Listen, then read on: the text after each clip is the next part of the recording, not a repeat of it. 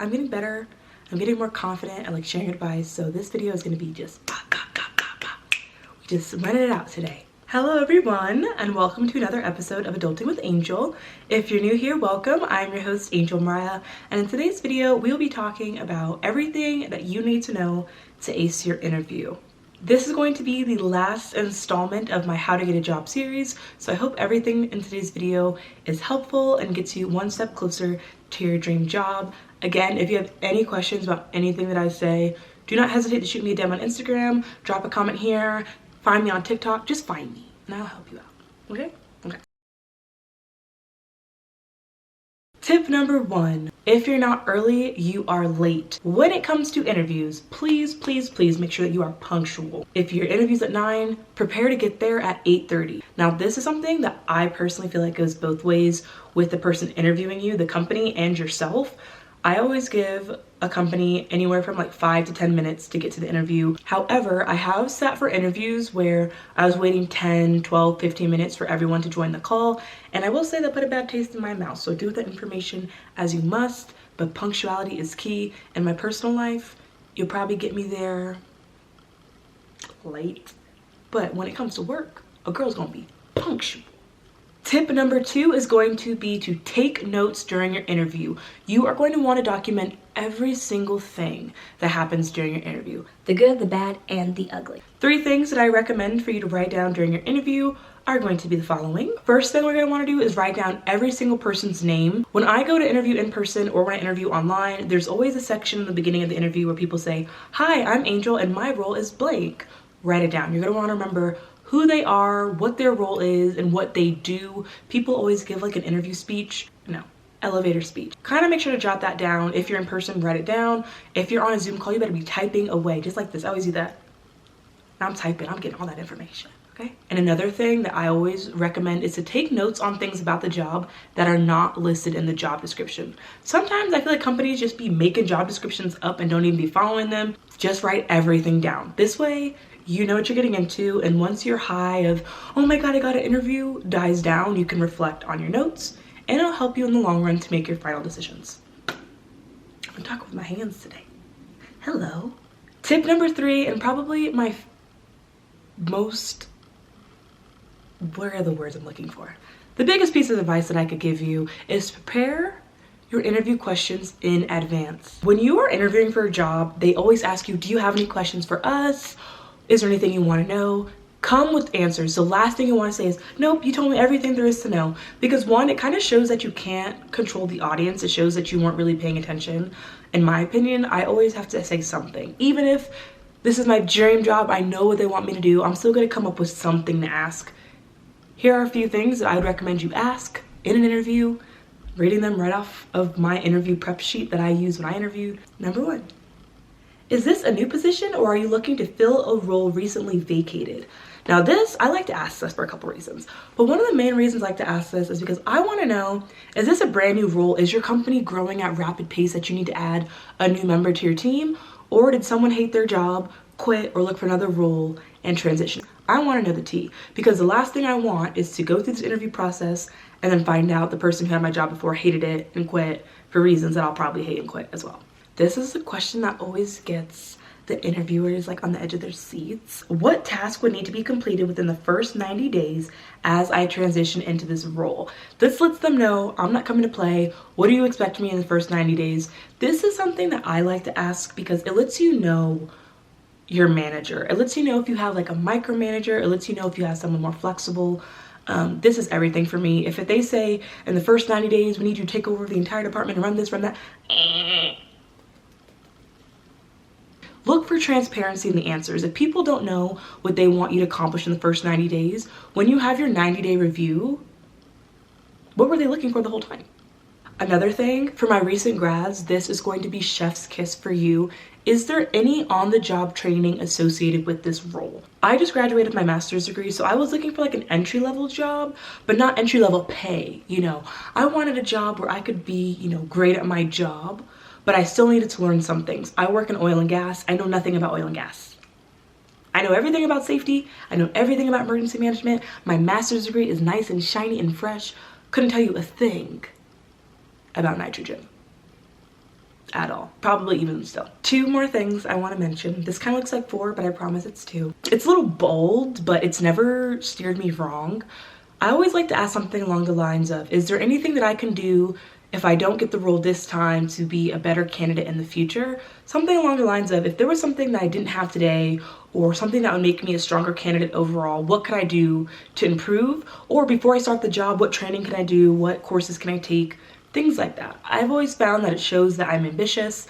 I am, willing to grow, that I'm so passionate about this opportunity that I'm willing to, I always run out of words. Next thing, and the last thing I like to ask when I'm interviewing, especially if you are looking to put your 2 weeks in at your current job or your college graduate, when is the start date? When are you looking for me to step into this role full time? How much time is there between your last paycheck and your next paycheck? You always just want to know.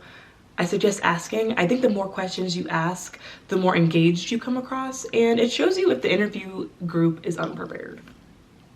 So building off of tip number 4 is going to be my favorite thing about an interview, which is ways to get better. Obviously, we're all trying to get better. You're going to want to ask for feedback. Feedback is everything when it comes to interviewing. And a lot of interviewers, especially depending on your field, love to give feedback. I always ask for feedback on the call, in the room, during the interview, because I want it to be fresh.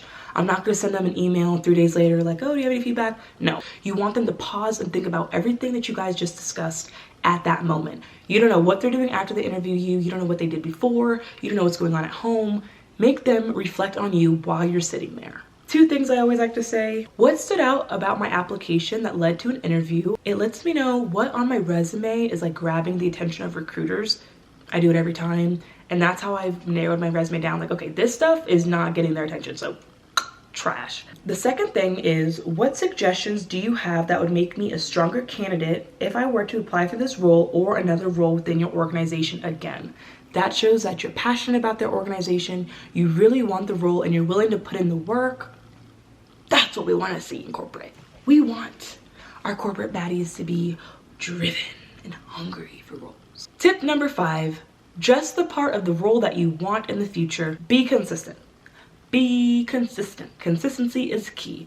If you show up in your first interview looking like this, you have your makeup done, you have a nice, clean interview outfit, keep it consistent. Keep it consistent throughout your entire career, because if you show up to work with no makeup, looking like you just rolled out of bed on day 1, they're gonna be like, oh, is this the girl that we interviewed? Because she's looking a little raggedy. Also, for you guys, I am filming my interview makeup routine, this routine right here in my face right now. Everyday makeup routine. I'm gonna post it. It's a little different than like my normal videos, but I'm posting it because I feel like it'll be really helpful, so you're welcome. I also want to do like an interview outfit ideas, but that's gonna have to be in the spring because it's too cold. It's just too cold right now.